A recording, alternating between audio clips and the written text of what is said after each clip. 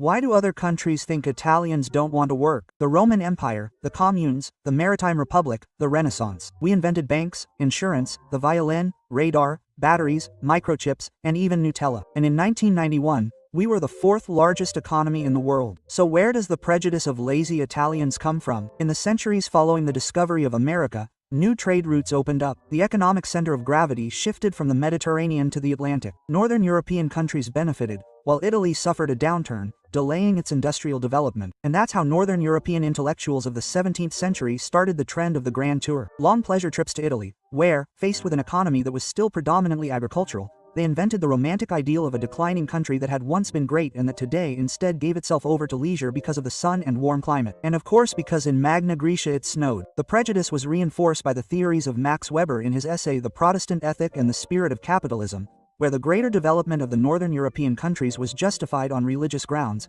contrasting the industrious Protestants with the lazy Catholics, as if colonialism and slavery counted for nothing. The Risorgimento then played its part, depicting a backward and indolent South to justify the cultural imposition of Piedmont, to the great joy of the English who could free themselves from the only competing maritime power in the Mediterranean, the Kingdom of the Two Sicilies. In the post-war period, the economic boom and the great development of our country silenced this preconception for a while, but the crisis of 2008 was enough to reawaken it. In this context, English-speaking financial journalists use the derogatory acronym PIGS to group together Portugal, Italy, Greece, and Spain. This term was not a neutral economic label, but was charged with a deep cultural prejudice. The crisis was portrayed, especially by the media and politicians in Northern Europe, not as the result of complex global financial dynamics, but as the moral fault of the countries of the South, described as lazy and unproductive, including Italians. In short, a deeply rooted prejudice that is completely false if we look at the results achieved by our people. But perhaps we should be the first to stop thinking that way.